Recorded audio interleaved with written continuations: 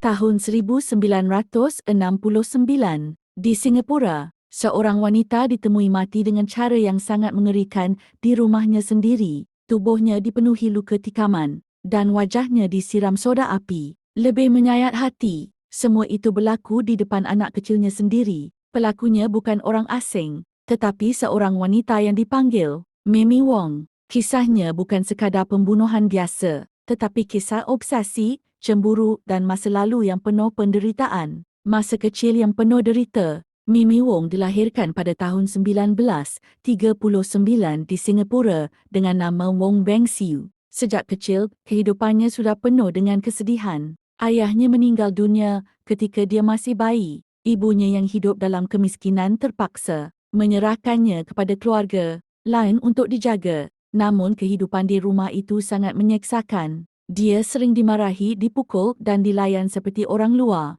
Dia juga tidak dibenarkan makan bersama keluarga. Sebaliknya, dia hanya diberi sisa makanan selepas semua orang selesai makan. Keadaan itu meninggalkan luka emosi yang mendalam dalam hidupnya. Perkahwinan yang penuh pergaduhan. Ketika berusia 19 tahun, dia berkahwin dengan seorang lelaki bernama Sam Wakum. Lelaki itu bekerja sebagai penyapu jalan dan jauh lebih tua daripadanya. Namun perkahwinan mereka tidak bahagia. Mimi sering marah dan kadang-kadang menyerang suaminya dengan objek keras atau senjata tajam. Pergaduhan demi pergaduhan akhirnya menyebabkan hubungan mereka hancur. Mereka akhirnya berpisah. Kehidupan di dunia hiburan malam. Selepas perpisahan itu, Mimi memilih jalan hidup yang baru. Dia memasuki dunia hiburan malam dan bekerja di sebuah kelab malam terkenal di Singapura. Di situlah dia menukar namanya menjadi Mimi Wong. Dengan kecantikan dan pesonanya, dia cepat menjadi popular di kalangan pelanggan kelab malam.